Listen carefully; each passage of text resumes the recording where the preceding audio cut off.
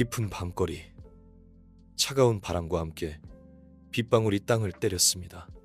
폐지를 줍는 노인 아메는 낡은 지게를 메고 물에 젖은 속옷을 입은 채 적막하고 쓸쓸한 도시를 천천히 걸어갔습니다. 그녀의 걸음걸이는 약간 비틀거렸고 발밑의 웅덩이는 약한 불빛을 반사했습니다. 아메는 오래 잃은 살로 구부정한 등과 풍상에 시달린 얼굴은 세월의 무정함을 드러냈습니다.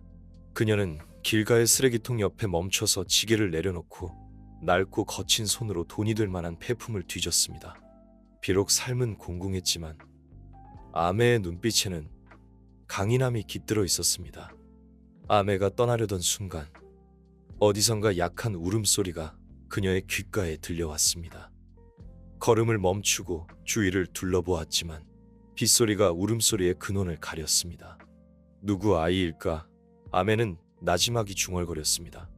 울음소리를 따라 빗물에 씻겨 내려가는 늙은 나무 아래로 다가갔습니다. 희미한 불빛 아래 낡은 천에 쌓인 아기를 발견했습니다. 아메는 놀라 쪼그리고 앉아 떨리는 손으로 조심스럽게 천을 펼쳤습니다. 아기는 커다란 눈으로 그녀를 바라보았고 그 눈에는 무력함이 가득했습니다. 아메의 심장이 쿵쾅거렸고 마치 무언가가 그녀 내면 깊은 곳에 부드러운 곳을 찔렀습니다. 어떤 몹쓸 사람이 아이를 버렸을까? 아메는 나지막이 말하며 분노와 연민으로 가슴이 가득 찼습니다. 잠시 망설이며 옆에 놓인 지게를 바라보다가 다시 아기를 내려다보며 복잡한 감정이 솟구쳤습니다. 마침내 한숨을 쉬고 아기를 품에 안아 자신의 몸으로 비바람을 막으며 집으로 발걸음을 재촉했습니다. 아메의 집은 도시 외곽에 있는 작고 허름한 판잣집이었습니다. 벽의 회반죽은 이미 떨어져 나갔고 지붕은 물이 새었으며 바닥에는 낡은 깔개 몇 장이 깔려 있었습니다. 방 안의 유일한 가구는 낡은 나무 침대와 흔들리는 탁자였습니다. 재빨리 등유램프에 불을 붙이자 어두컴컴한 방에 따스함이 더해졌습니다. 울지 마렴, 아가. 할머니가 너를 지켜줄게. 아메는 나지막이 아기를 달랬고 미소 짓는 얼굴에는 주름이 더욱 깊어졌습니다. 부엌에서 깨끗한 냄비를 가져와 따뜻한 물을 끓이고 수건을 적셔 다시 아기의 몸을 닦아주었습니다. 그리고 자신의 외투를 벗어 아기에게 덮어주며 따뜻하게 해주었습니다. 아기는 점차 울음을 그치고 지쳐 눈을 감았습니다. 잠든 아기를 바라보며 아메의 마음속에 따스한 온기가 퍼져나갔습니다. 다음 날 아침 비가 그쳤습니다. 낡은 창문을 통해 햇살이 침대 위로 쏟아졌습니다. 잠에서 깬 아기는 옹알이를 하며 작은 손을 휘저었습니다. 마치 낯선 세상에 대한 호기심으로 가득 찬 듯이 말입니다. 아메는 침대 옆에 앉아 아기를 바라보았습니다. 생계조차 힘든 자신이 어떻게 아기를 키울 수 있을까? 하지만 아기를 두고 볼 수는 없었습니다. 이 아이는 하늘이 내게 준 책임일지도 몰라. 아메는 나지막이 말하며 눈빛에 확고함이 스쳤습니다. 그녀는 아기에게 샤오허라는 이름을 지어주었습니다.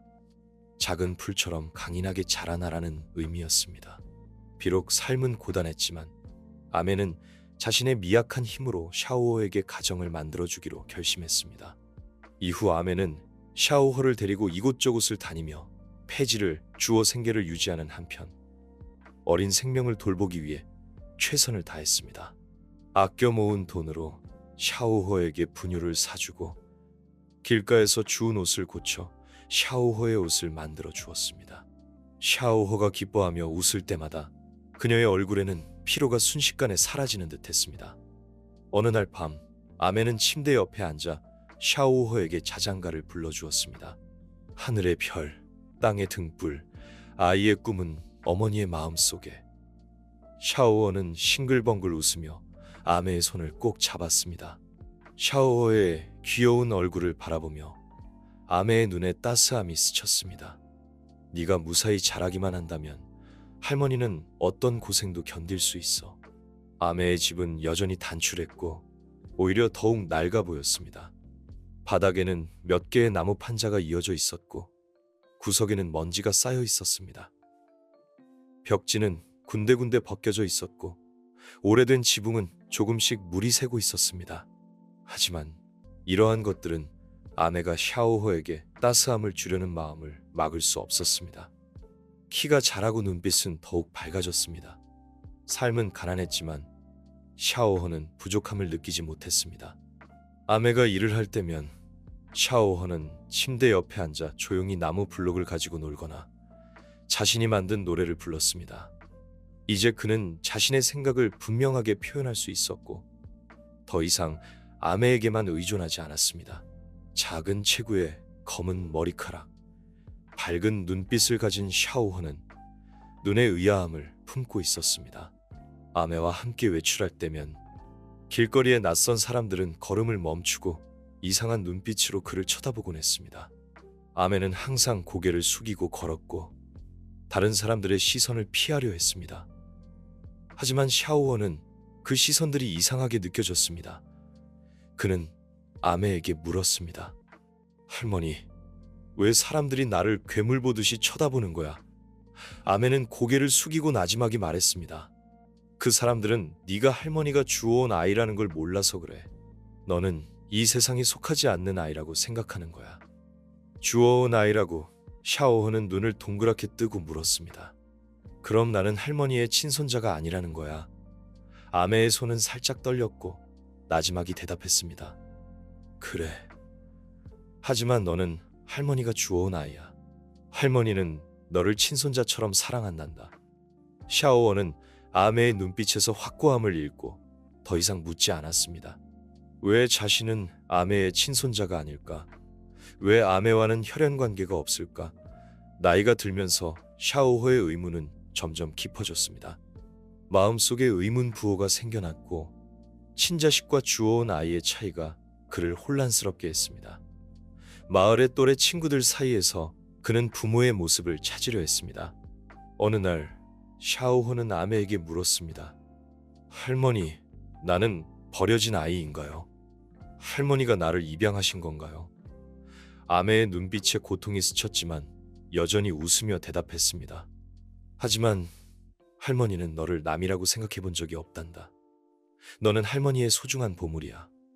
하지만 샤오호는 그렇게 생각하지 않았습니다.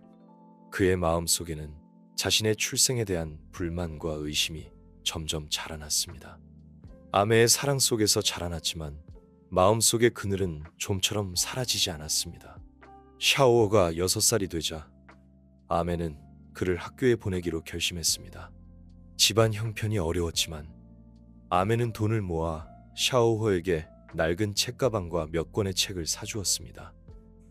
아내는 샤오호에게 자주 당부했습니다. 다른 사람들이 너를 어떻게 보든 할머니는 네가 공부를 열심히 해서 훌륭한 사람이 되기를 바란다. 샤오호는 처음 학교 문에 들어섰을 때의 떨림과 설렘을 기억했습니다. 조심스럽게 교실 문 앞에 서서 깨끗한 옷을 입고 자신감 넘치는 미소를 짓는 다른 아이들을 바라보았습니다. 고개를 숙이고 자신의 옷을 바라보았습니다. 색이 바랬고 어깨에는 작은 헝겊 조각이 붙어 있었습니다. 쟤는 왜 이렇게 더럽지 어디서 왔을까? 샤오호는 그 말들을 듣고 고개를 숙였고 마음속에 슬픔이 차올랐습니다. 그는 자신이 다른 아이들과 다르다는 것을 느꼈고 그 다름이 그를 견디기 힘들게 했습니다. 너 어디서 왔어? 한 남자아이가 그의 앞으로 다가와 눈을 빤히 쳐다보며 물었습니다. 샤오호는 긴장한 채 입술을 깨물고 나지막이 대답했습니다. 나는 할머니가 주워오셨어. 남자아이는 웃으며 그가 불쌍하다는 듯 돌아서서 떠나갔습니다. 그날 이후 샤오호의 마음속에는 의문이 자리 잡았습니다. 왜 자신은 다른 아이들과 다를까? 정말 주워온 아이일까? 마음속의 의문과 열등감은 더욱 커졌습니다. 그는 끊임없이 자문했습니다. 왜 아내는 나의 친어머니가 아닐까? 왜 나를 입양했을까? 내가 부족해서 버려진 걸까? 이러한 질문들이 그의 머릿속에서 맴돌며 거대한 소용돌이를 만들었습니다. 혼자 침대에 앉아 창밖의 밤하늘을 바라볼 때면 마음속의 불안감이 파도처럼 밀려왔습니다. 할머니, 왜 나는 할머니의 친자식이 아닌가요? 나는 버려진 아이인가요? 아메의 눈빛은 순간 고통으로 가득 찼습니다. 한숨을 쉬고 천천히 말했습니다. 그래, 샤오호. 너는 버려진 아이야. 하지만 너는 한 번도 버림받은 적이 없단다. 너는 영원히 할머니의 소중한 아이야. 샤오호는 이불을 꽉 잡고 눈에 당황함이 가득했습니다. 왜요? 왜 나는 다른 집 아이가 아니고 할머니가 주워오신 아이인가요? 아메의 심장이 찢어지는 듯 아팠습니다. 침대 앞으로 다가가 샤오호의 머리를 쓰다듬으며 말했습니다. 너는 할머니의 아이야. 다른 사람들이 뭐라고 하든 너는 할머니 마음속에 가장 소중한 사람이란다. 하지만 아메의 위로에도 불구하고 샤오호의 마음은 진정되지 않았습니다. 그는 여전히 자신이 낯선 아이인 것처럼 느껴졌고 이 세상에 제대로 융화되지 못했습니다. 그는 끊임없이 자신이 버려진 아이인지 사회에서 자신의 자리를 찾을 수 없을 운명인지 의심했습니다. 아메는 샤오호가 최대한 행복하게 살 수 있도록 노력했지만 샤오호의 마음속에는 지울 수 없는 그림자가 드리워져 있었습니다. 아메가 아무리 너는 할머니의 보물이야 라고 말해도 샤오호는 고독과 불안을 떨쳐낼 수 없었습니다. 샤오호가 자라면서 그의 의문은 더욱 깊어졌습니다. 학교에서의 고독, 주변 사람들의 미묘한 시선, 이 모든 것이 그가 이 세상과 동떨어져 있다고 느끼게 했습니다. 가장 깊은 혼란은 항상 그의 정체성에 관한 것이었습니다. 왜 그는 아메의 친자식이 아닐까? 그는 어디에 속하는 걸까? 샤오호의 마음속에는 강한 의심이 자리 잡았습니다. 그는 자신이 납치된 아이일지도 모른다고 생각하기 시작했습니다. 아메는 따뜻한 미소로 그를 위로하며 그가 아메가 주워온 아이라고 말했고, 하지만 샤오호는 그 사실을 완전히 받아들이지 못했습니다. 어느 날 방과 후 샤오호는 학교 앞에서 낯선 여자아이를 만났습니다. 그 아이는 자신과 비슷한 나이에 하얀 피부와 크고 밝은 눈을 가졌습니다. 여자아이는 아무렇지 않게 자신의 가족에 대해 이야기했습니다. 나는 엄마랑 항상 같이 살아. 엄마는 나를 걱정하게 한 적이 없어. 샤오호는 갑자기 마음이 쿵 내려앉았습니다. 질투심과 이해할 수 없는 감정이 그의 마음을 가득 채웠습니다. 그는 자신의 가정을 떠올렸습니다. 한 번도 만난 적 없는 부모님, 아메가 말한 주워왔다는 말을 떠올렸습니다. 그날 밤 샤오호는 침대에 앉아 이불을 꼭 끌어안았습니다. 창밖의 달빛이 방 안으로 쏟아져 그의 얼굴을 비추었지만 그는 마음속의 공허함과 불안감을 느꼈습니다. 그는 무의식적으로 아메의 말을 되뇌었습니다. 너는 할머니가 주워온 아이야. 할머니는 너를 사랑해. 이 말들이 그의 귓가에 맴돌았지만 위로가 되기는커녕 오히려 그의 혼란을 더했습니다. 할머니는 왜 나를 입양하셨을까? 그는 중얼거렸습니다. 왜 나는 할머니의 친자식이 아닐까? 나는 어디서 왔을까? 나는 버려진 아이일까? 그의 생각은 점점 혼란스러워졌고 마음속의 불안감은 견딜 수 없을 정도였습니다. 그는 자신이 버려진 물건처럼 아메에게 주어진 것 같았습니다. 비록 아메에게 돌아왔지만 여전히 어디에도 속하지 못한 것 같았습니다. 어느 날 밤 샤오호는 참지 못하고 마음속에 담아두었던 질문을 아메에게 꺼냈습니다. 할머니, 왜 나는 할머니의 친자식이 아닌가요? 왜 나를 입양하셨나요? 나는 버려진 아이인가요? 아메의 얼굴은 순간 어두워졌습니다. 하던 일을 멈추고 깊은 한숨을 쉬며 침대 옆에 앉아 천천히 말했습니다. 샤오, 너는 할머니가 주워온 아이야. 네가 어렸을 때 길거리에 버려져 있었는데 할머니가 너를 집으로 데려왔단다. 그때 너는 겨우 며칠밖에 안 됐었어. 너를 내 아이처럼 사랑해.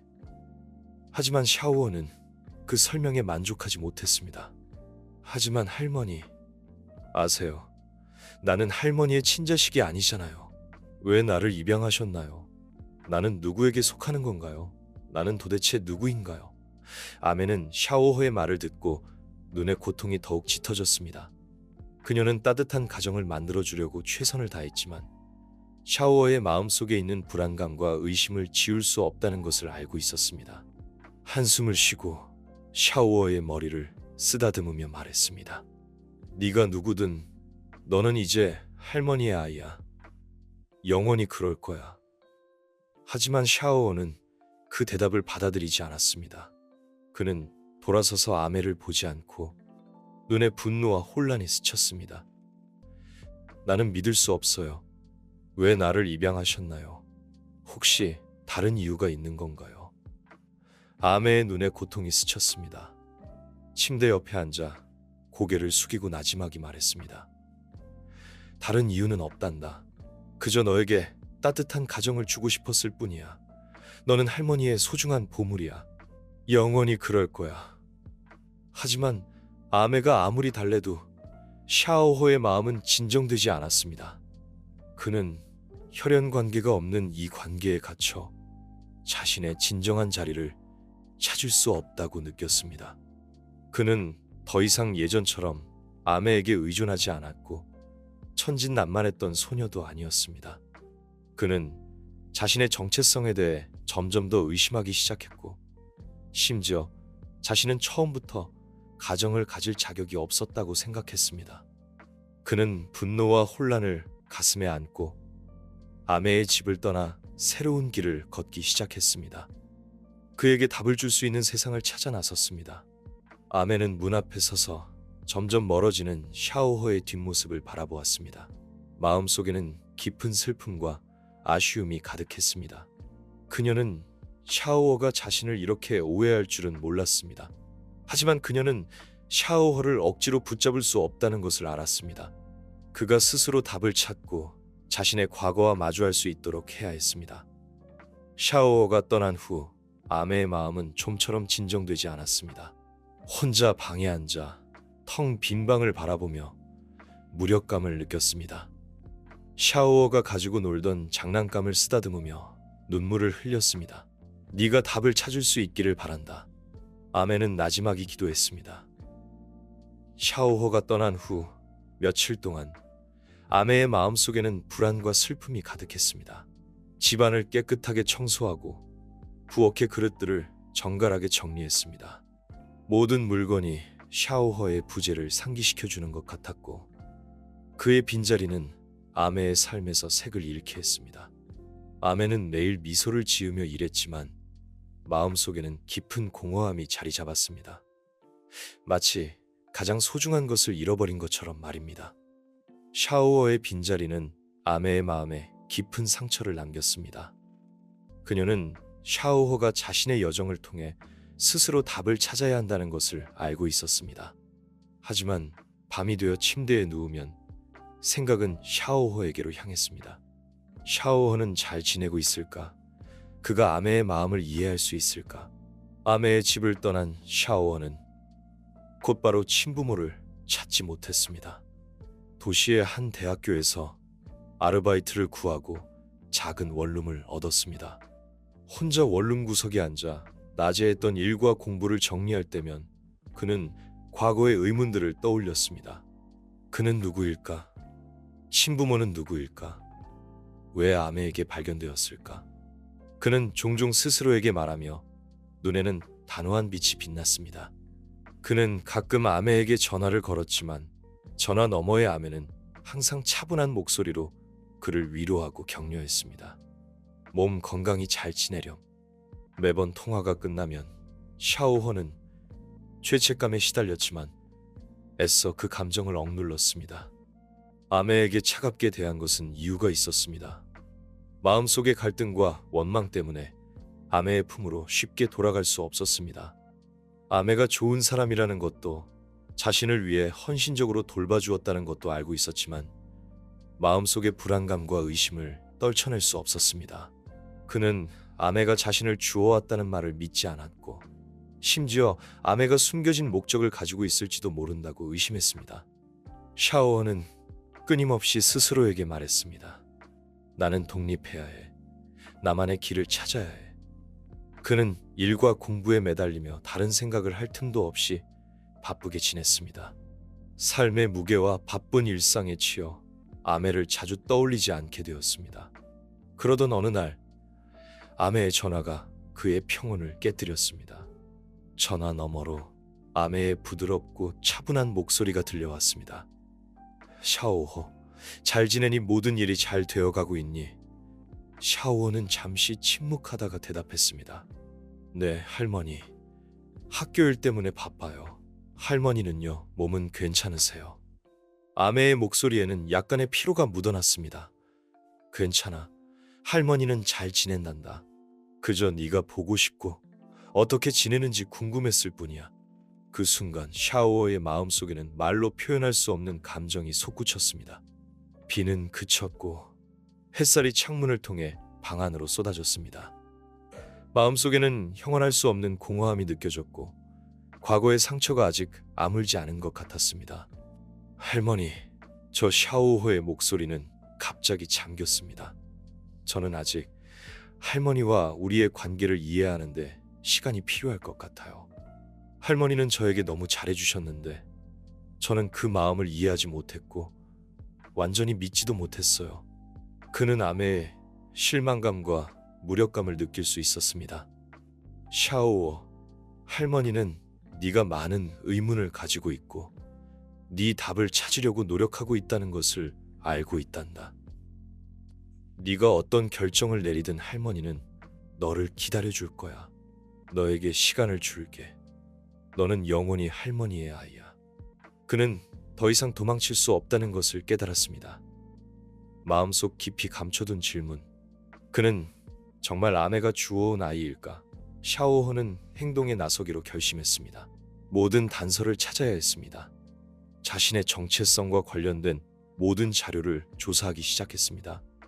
병원, 경찰서에 연락했고 심지어 아내가 살았던 동네의 역사 기록까지 뒤졌습니다. 그러던 중 그는 아무도 몰랐던 진실을 발견했습니다. 그는 아내가 완전히 주워온 아이가 아니었습니다. 여러 자료를 비교하고 조사한 결과 그는 버려졌던 이유를 알게 되었습니다. 그의 친어머니는 그를 무정하게 버린 것이 아니라 가정폭력과 힘든 생활고 때문에 그를 키울 수 없어 길거리에 놓아둔 것이었습니다.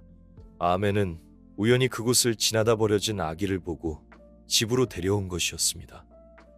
이 사실은 샤오호의 마음속에 오랫동안 자리 잡았던 의문을 해소해 주었습니다. 그는 자신이 납치된 아이가 아니라 복잡한 사연을 가진 아이라는 것을 알게 되었습니다. 진실을 알게 된 후 샤오호는 마음이 편안해졌습니다. 그의 눈에는 더 이상 불안과 의심이 가득하지 않았습니다. 새로운 깨달음을 얻었습니다. 아내의 사랑은 무조건적인 것이었고 아내는 그에게 진실을 숨긴 것이 아니라 그가 더 큰 고통을 겪을까봐 걱정했던 것이었습니다. 샤오, 할머니는 네가 돌아오기를 기다릴게. 전화 너머로 아내의 부드럽고 단호한 목소리가 들려왔습니다. 그는 아내의 사랑에서 도망칠 수 없다는 것을 깨달았습니다. 아내에 대한 원망은 사라졌고 마음속에는 죄책감과 감사함만이 가득했습니다. 할머니, 저 돌아갈게요. 샤오호는 나지막이 말했습니다. 그는 앞으로 어떤 일이 있더라도 자신에게 따스함과 사랑을 준 이곳을 떠나지 않겠다고 다짐했습니다. 전화를 끊고 창가에 서서 햇살을 맞으며 마음속에는 용기가 차올랐습니다. 그는 자신의 출생에 대한 단서를 찾았고 더 이상 뿌리 없는 방랑자가 아니라는 것을 알게 되었습니다. 아메의 너는 영원히 할머니의 아이야라는 말은 이제 단순한 위로가 아니라 깊은 사랑과 진심이 담긴 고백으로 다가왔습니다. 샤오는 마음속으로 아메에게 말했습니다. 그는 지금까지 아메와 함께할 시간, 진실을 마주할 시간을 너무 많이 놓쳤다는 것을 깨달았습니다. 이제 그는 마음속의 갈등과 고통에 맞설 수 있었고 아메의 무조건적인 사랑을 진심으로 받아들일 수 있었습니다. 다음 날 샤오호는 짐을 챙겨 설렘과 결심을 안고 집으로 향했습니다. 더 이상 도망치지 않고 아메 곁으로 돌아가 잃어버렸던 따스함을 되찾기로 결심했습니다. 차창 밖 풍경이 빠르게 스쳐 지나가고 추억들이 파도처럼 밀려왔습니다. 어렸을 적 아내와 함께 거리를 걷고 아내가 자신을 위해 모든 것을 해주었던 기억들이 떠올랐습니다.